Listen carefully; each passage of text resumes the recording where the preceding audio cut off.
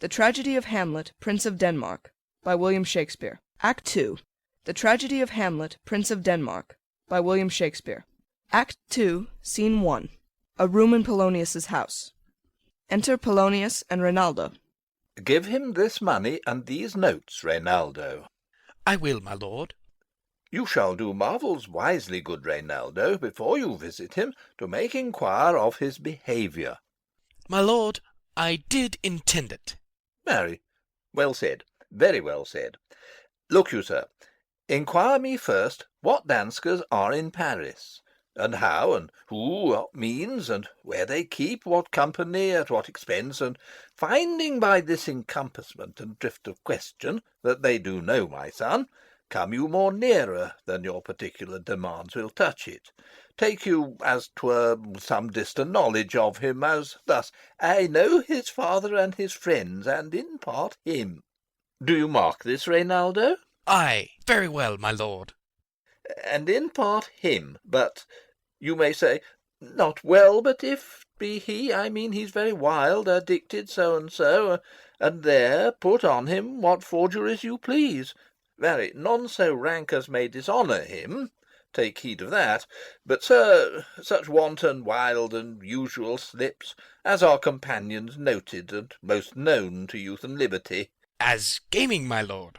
Ay, or drinking, fencing, swearing, quarrelling, drabbing, you may go so far. My lord, that would dishonour him. Faith, no, as you may season it in the charge, you must not put another scandal on him, that he is open to incontinency, that's not my meaning, but breathe his faults so quaintly that they may seem the taints of liberty, the flash and outbreak of a fiery mind, a savageness in unreclaimed blood, of general assault. But, my good lord... Wherefore should you do this? Ay, my lord, I would know that. Marry, sir, here's my drift, and I believe it is a fetch of warrant, you laying these slight sullies on my son, as 'twere a thing a little soiled i' the working, mark you.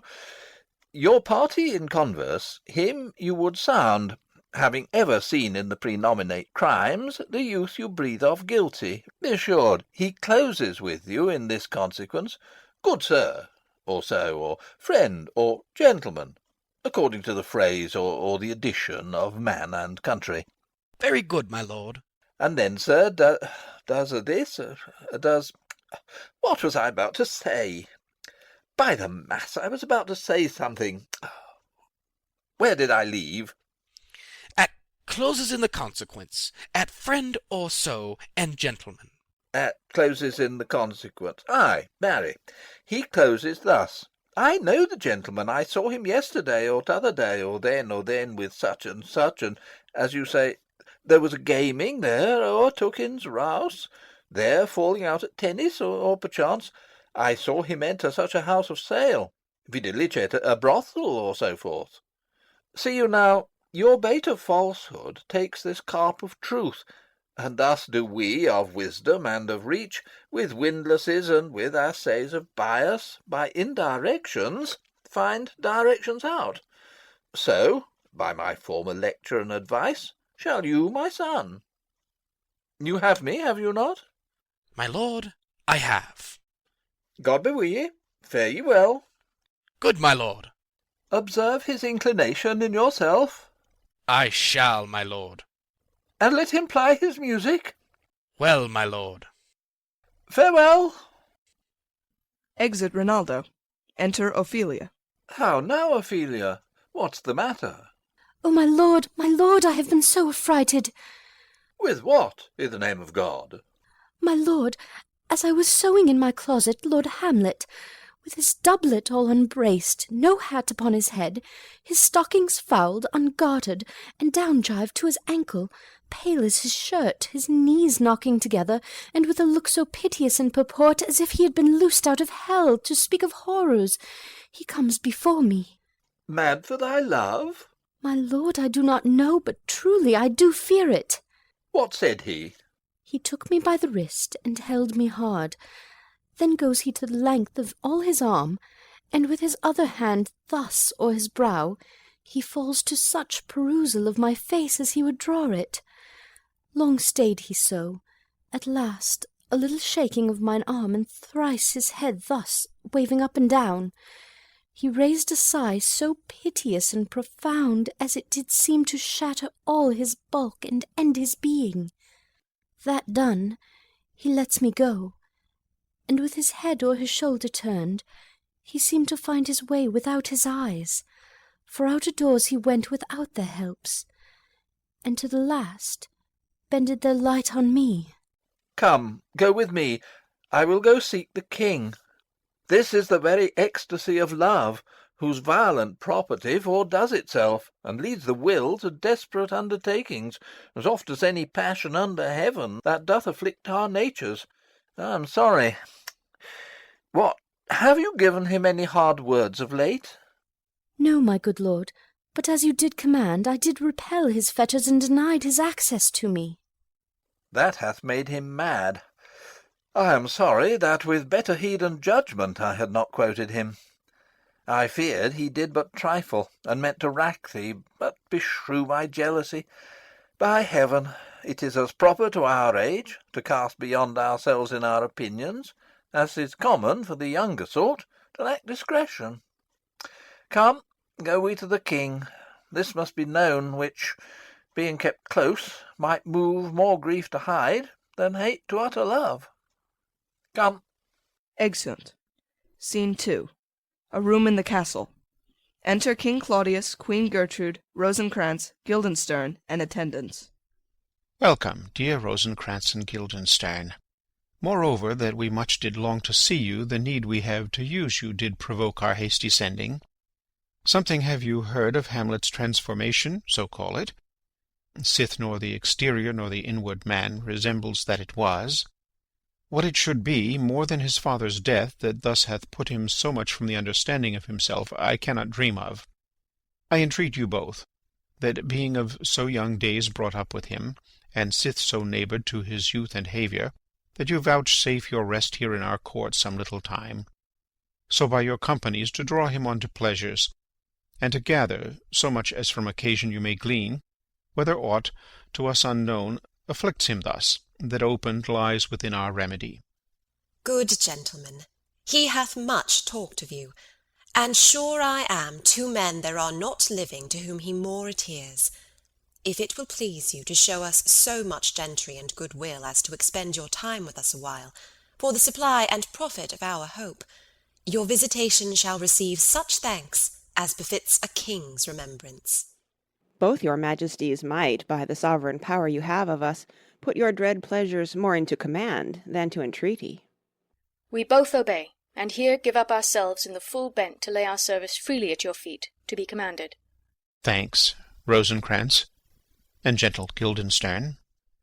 Thanks, Guildenstern and gentle Rosencrantz, and I beseech you instantly to visit my too much changed son. Go, some of you, and bring these gentlemen where Hamlet is. Heavens make our presence and our practices pleasant and helpful to him. Aye, amen. Exeunt Rosencrantz, Guildenstern, and some attendants. Enter Polonius.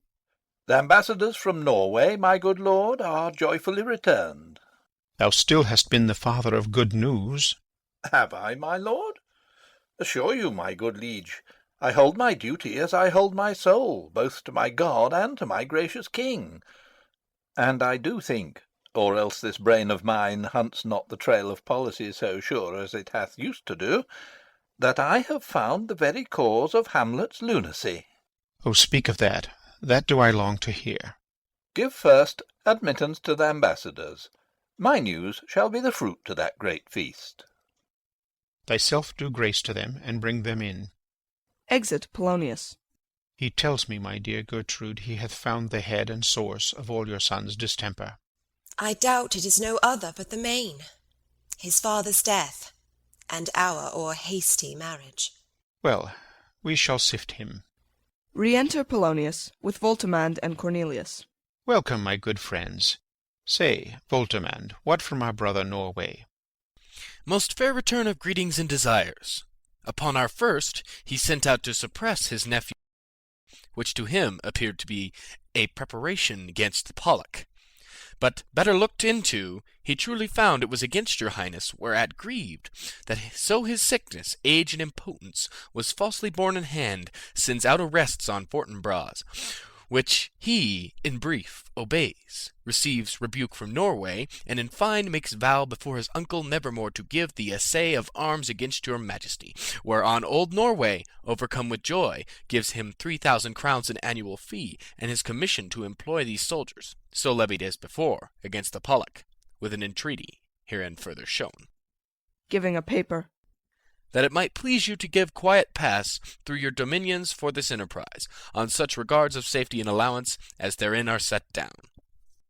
It likes us well, and at our more considered time well read. Answer and think upon this business. Meantime we thank you for your well-took labour. Go to your rest, at night we'll feast together. Most welcome home. Exeunt Voltimand and Cornelius. This business is well ended. My liege and madam to expostulate, what majesty should be, what duty is, why day is day, night is night, and time is time, were nothing but to waste night, day, and time. Therefore, since brevity is the soul of wit, and tediousness the limbs and outward flourishes, I will be brief. Your noble son is mad. Mad call I it, for, to define true madness, what is't but to be nothing else but mad? But let that go. More matter with less art. Madam, I swear I use no art at all. That he is mad, 'tis true. 'Tis true, 'tis pity, and pity 'tis true. A foolish figure, but farewell it, for I will use no art. Mad, let us grant him then. And now remains that we find out the cause of this effect, or rather say the cause of this defect. For this effect defective comes by cause, thus it remains, and the remainder thus perpend. I have a daughter, have while she is mine, who in her duty and obedience, mark, hath given me this. Now gather and surmise. Reads. To the celestial and my soul's idol, the most beautified Ophelia. That's an ill phrase, a vile phrase. Beautified is a vile phrase, but you shall hear. Thus. Reads. In her excellent white bosom, these, etc. Came this from Hamlet to her? Good madam, stay a while, I will be faithful. Reads. Doubt thou the stars are fire? Doubt that the sun doth move? Doubt truth to be a liar? But never doubt I love. O dear Ophelia, I am ill at these numbers. I have not art to reckon my groans, but that I love thee best. O most best, believe it, adieu. Thine evermore, most dear lady, while this machine is to him Hamlet. This in obedience hath my daughter shown me, and more above hath his solicitings, as they fell out by time, by means, and place, all given to mine ear. But how hath she received his love? What do you think of me? As of a man faithful and honourable? I would fain prove so. But what might you think, when I had seen this hot love on the wing, as I perceived it, I must tell you that, before my daughter told me, what might you, or my dear Majesty, your queen here, think, if I had played the desk or table book, or given my heart a winking, mute and dumb, or looked upon this love with idle sight? What might you think? No, I went round to work, and my young mistress thus I did bespeak. Lord Hamlet is a prince, out of thy star, this must not be. And then I prescripts gave her, that she should lock herself from his resort, admit no messengers, receive no tokens, which done, she took the fruits of my advice, and he, repulsed, a short tale to make, fell into a sadness, then into a fast, then to a watch, thence into a weakness, thence to a lightness, and by this declension into the madness wherein now he raves, and all we mourn for. Do you think 'tis this? It may be. Very likely. Hath there been such a time, I would fain know that I have positively said 'tis so, when it proved otherwise? Not that I know. Pointing to his head and shoulder. Take this from this, if this be otherwise. If circumstances lead me, I will find where truth is hid, though it were hid indeed within the centre. How may we try it further? You know sometimes he walks for hours together here in the lobby. So he does indeed. At such a time I'll loose my daughter to him. Be you and I behind an arras then. Mark the encounter. If he love her not, and he not from his reason fallen thereon, let me be no assistant for a state, but keep a farm and cotters. We will try it. But look, where sadly the poor wretch comes reading. Away, I do beseech you both away. I'll board him presently. Oh, give me leave. Exeunt King Claudius, Queen Gertrude, and attendants. Enter Hamlet, reading. How does my good Lord Hamlet? Well, God a mercy. Do you know me, my lord? Excellent well. You are a fishmonger. Not I, my lord. Then I would you were so honest a man. Honest, my lord? Ay, sir. To be honest, as this world goes, is to be one man picked out of 10,000. That's very true, my lord. For if the sun breed maggots in a dead dog, being a god-kissing carrion, have you a daughter? I have, my lord. Let her not walk in the sun. Conception is a blessing, but not as your daughter may conceive. Friend, look to't. Aside. How say you by that? Still harping on my daughter. Yet he knew me not at first. He said I was a fishmonger. He is far gone, and truly in my youth I suffered much extremity for love. Very near this. I'll speak to him again. What do you read, my lord? Words. What is the matter, my lord? Between who? I mean the matter that you read, my lord. Slanders, sir. For the satirical rogue says here that old men have grey beards, that their faces are wrinkled, their eyes purging thick amber and plum-tree gum, and that they have a plentiful lack of wit, together with most weak hams, all which, sir, though I most powerfully and potently believe, yet I hold it not honesty to have it thus set down, for yourself, sir, should be as old as I am, if like a crab you could go backward. Though this be madness, yet there's a method in it. Will you walk out of the air, my lord? Into my grave. Indeed, that is out the air. Aside. How pregnant sometimes his replies are. A happiness that often madness hits on, which reason and sanity could not so prosperously be delivered of. I will leave him, and suddenly contrive the means of meeting between him and my daughter. My honourable lord, I will most humbly take my leave of you. You cannot so take from me anything that I will more willingly part withal. Except my life. Except my life. Except my life. Fare you well, my lord. These tedious old fools. Enter Rosencrantz and Guildenstern. You go to see the Lord Hamlet? There he is. To Polonius. God save you, sir. Exit Polonius. My honoured lord. My most dear lord. My excellent good friends. How dost thou, Guildenstern? Ah, Rosencrantz. Good lads, how do you both?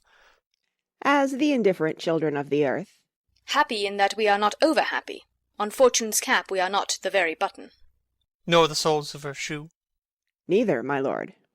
Then you live about her waist, or in the middle of her favours? Faith, her privates we. In the secret parts of fortune.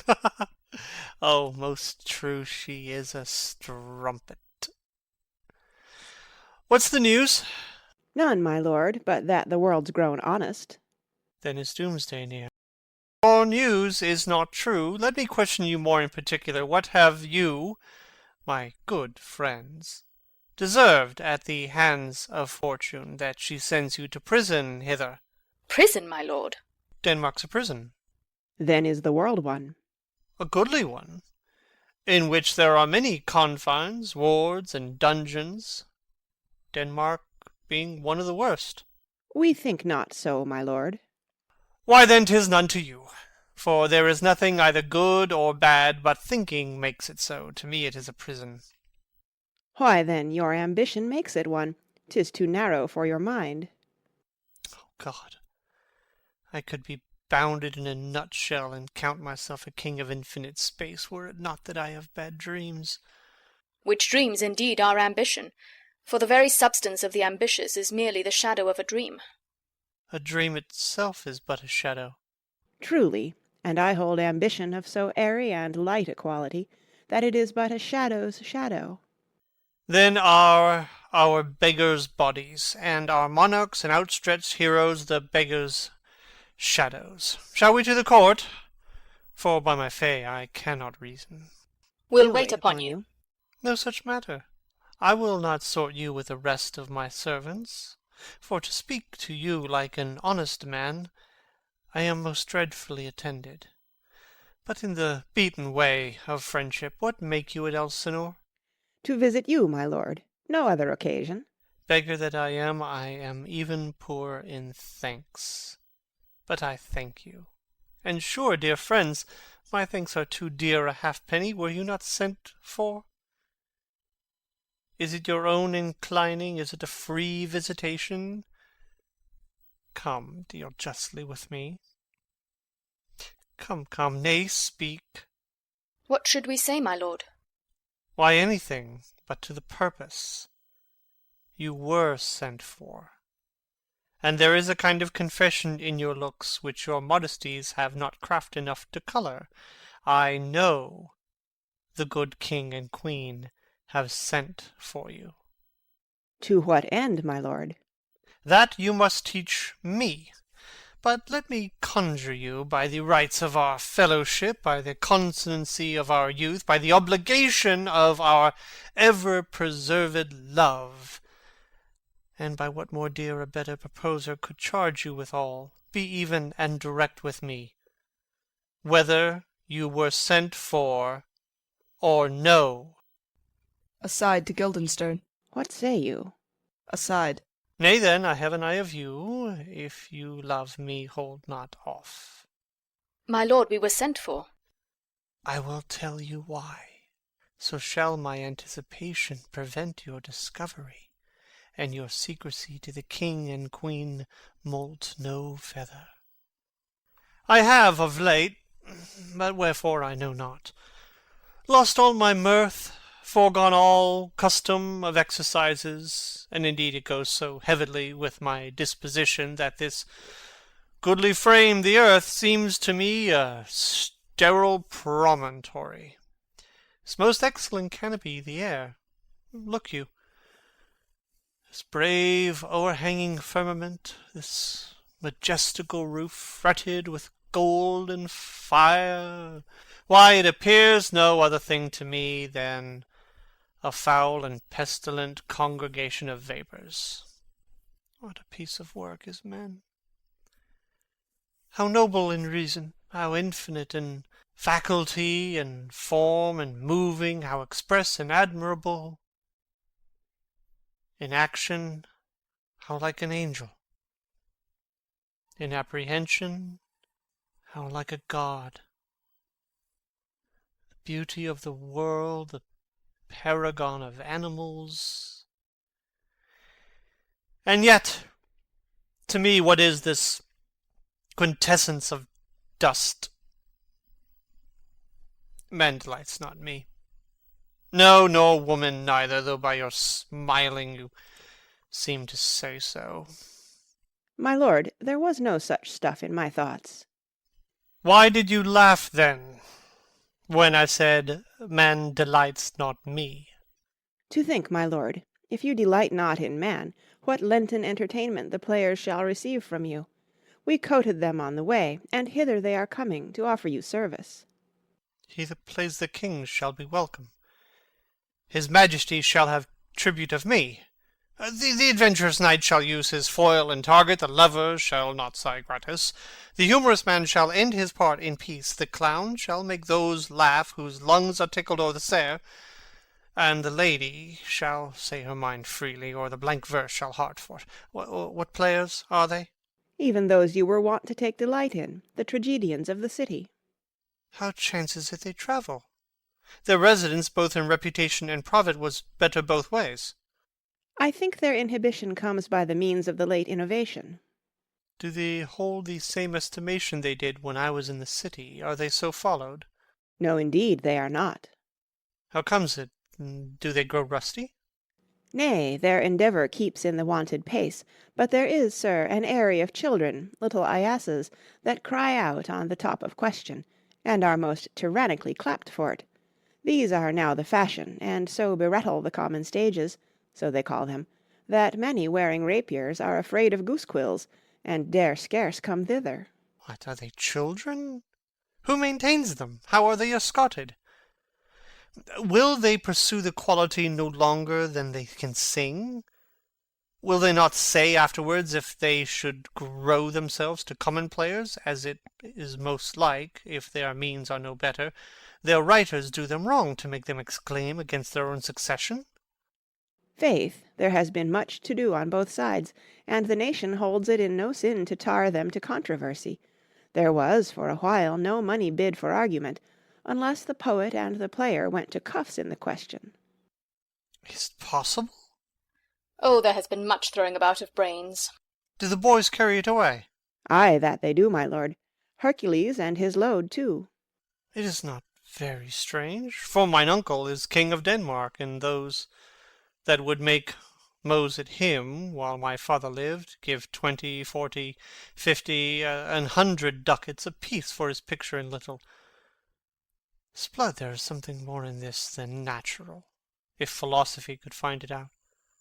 Flourish of trumpets within. There are the players. Gentlemen, you are welcome to Elsinore.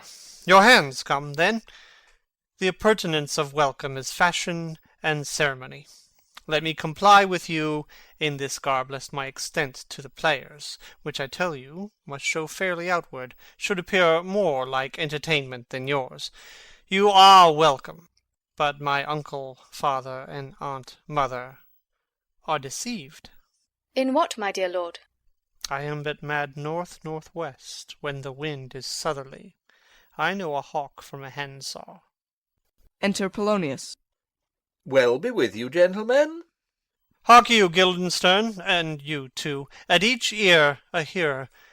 That great baby you see there is not out of his swaddling clouts. Happily he's the second time come to them, for they say an old man is twice a child. I will prophesy he comes to tell me of the players' market. You say right, sir. Oh, Monday morning, 'twas so indeed. My lord, I have news to tell you. My lord, I have news to tell you. When Roscius was an actor in Rome... The actors are come hither, my lord.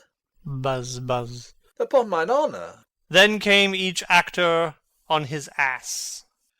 The best actors in the world, either for tragedy, comedy, history, pastoral, pastoral comical, historical pastoral, tragical historical, tragical comical, historical pastoral, scene individual, or poem unlimited.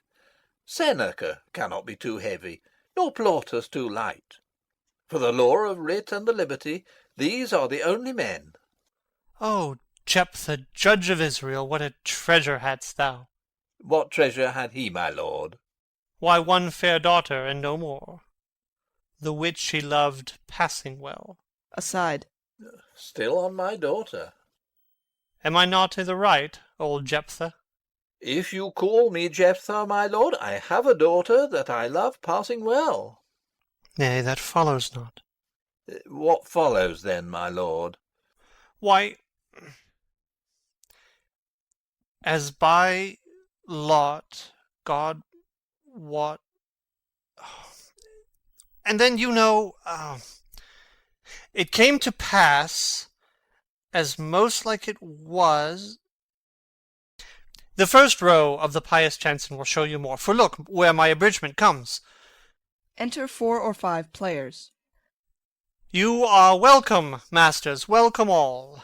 I am glad to see thee well. Welcome, good friends. Oh, my old friend. Thy face is Valence, since I saw thee last. Comest thou to beard me in Denmark? What, my young lady and mistress? By your ladyship is nearer to heaven than when I saw you last, by the altitude of a chopin. Pray God your voice, like a piece of uncurrent gold, be not cracked within the ring. Masters, you are welcome all. We'll e'en to it, like French falconers, fly at anything we see. We'll have a speech straight. Come, give us a taste of your quality. Come, a passionate speech. What speech, my lord? I heard thee speak a speech once, but it was never acted, or if it was, not above once. For the play, I remember, pleased not the million. 'Twas caviar to the general.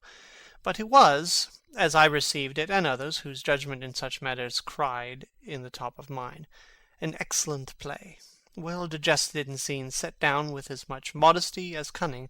I remember one said there were no salads in the lines to make the matter savoury, nor no matter in the phrase that might indict the author of affectation, but called it an honest method, as wholesome as sweet, and by very much more handsome than fine. One speech in it I chiefly loved. 'Twas Aeneas' tale to Dido, and thereabout of it, especially where he speaks of Priam's slaughter. If it live in your memory, begin at this line. Let me see.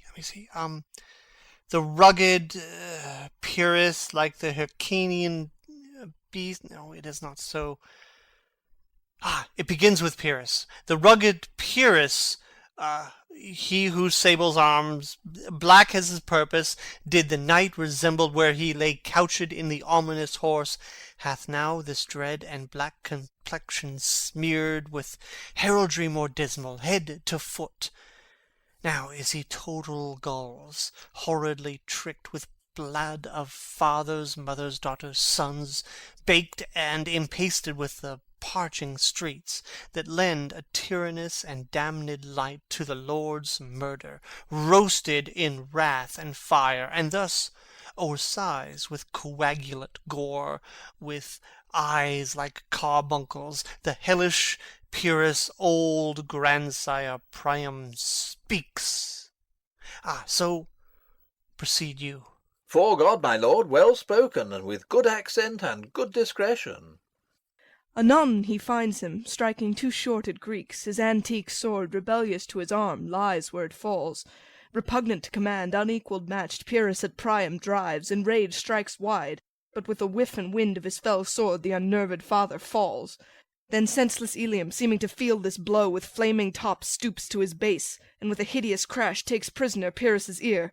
For lo, his sword, which was declining on the milky head of reverend Priam, seemed to the air to stick.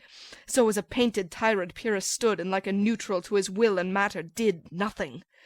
But as we often see, against some storm, a silence in the heavens, the rack stands still, the bold winds speechless, and the orb below as hush as death. Anon the dreadful thunder doth rend the region. So after Pyrrhus's pause, aroused vengeance sets him new a work. And never did the Cyclops' hammers fall on Mars' armour forged for proof eterne, with less remorse than Pyrrhus' bleeding sword now falls on Priam. Out, out, thou strumpet Fortune! All you gods in general synod take away her power, break all the spokes and fellies from her wheel, and bowl the round nave down the hill of heaven as low as to the fiends. This is too long. It shall to the barbers with your beard. Prithee, say on. He's for a jig or a tale of bawdry, or he sleeps. Say on, come to Hecuba. But who, oh, who had seen the mobled queen? The mobled queen? That's good. Mobled queen is good. Run barefoot up and down, threatening the flames with bison rheum, a clout upon that head where late the diadem stood, and for a robe about her lank and all o'erteemed loins a blanket, in the alarm of fear caught up, who this had seen, with tongue in venom steeped, 'gainst fortune's state would treason have pronounced. But if the gods themselves did see her then, when she saw Pyrrhus make malicious sport in mincing with his sword her husband's limbs, the instant burst of clamour that she made, unless things mortal moved them not at all, would have made milch the burning eyes of heaven, and passion in the gods. Look where he has not turned his colour, and has tears in his eyes. Prithee no more. 'Tis well.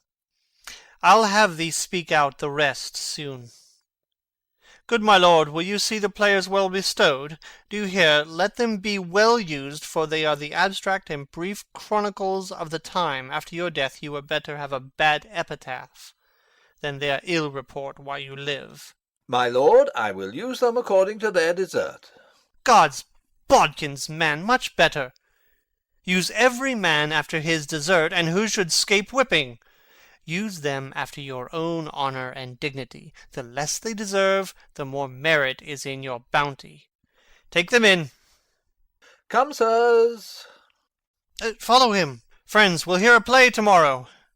Exit Polonius with all players but the first. Dost thou hear me, old friend? Can you play the murder of Gonzago? Ay, my lord. We'll ha' it tomorrow night. You could, for a need, study a speech of some 12 or 16 lines, which I would set down and insert in't, could you not? Ay, my lord. Very well. Follow that lord, and look you, mock him not. Exit first player. My good friends, I'll leave you till night. You are welcome to Elsinore. Good my lord. Ay, so, God be with ye. Exeunt Rosencrantz and Guildenstern.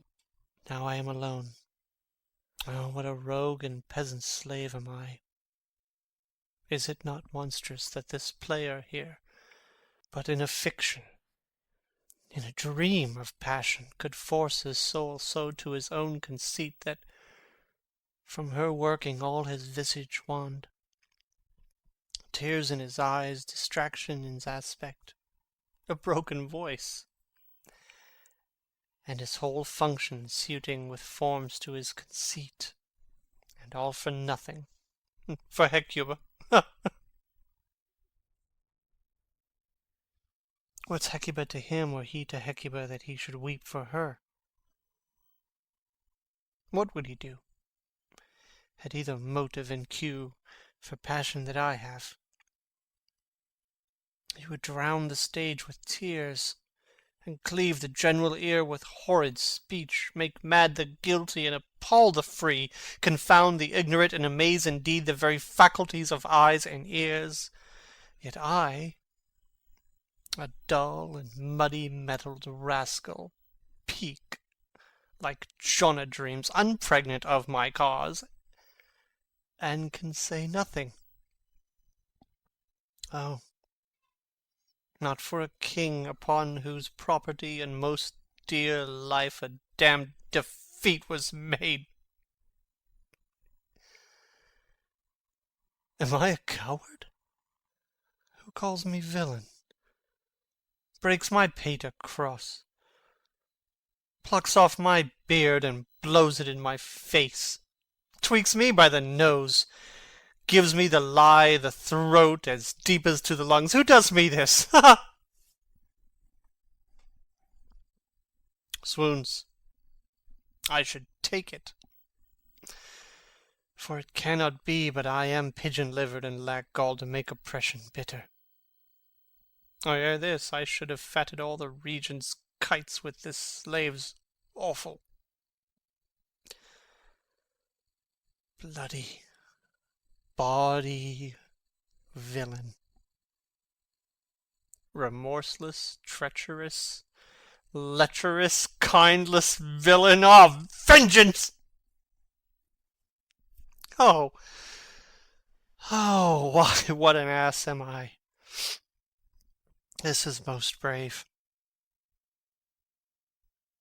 That I, the son of a dear father, murdered, prompted to my revenge by heaven and hell, must, like a whore, unpack my heart with words and fall a-cursing like a very drab scullion.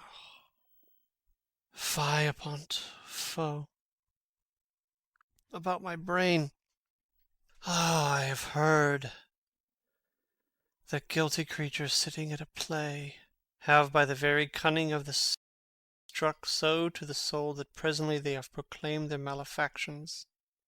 For murder, though it have no tongue, will speak with most miraculous organ.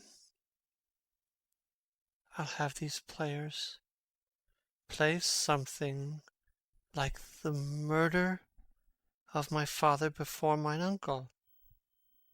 I'll observe his looks. I'll tend him to the quick. If he but blench, I know my course.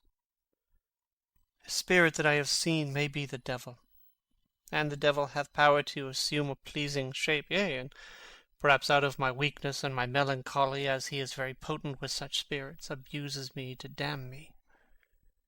I'll have grounds more relative than this. The play's the thing wherein I'll catch the conscience of the king. Exit. End of Act 2.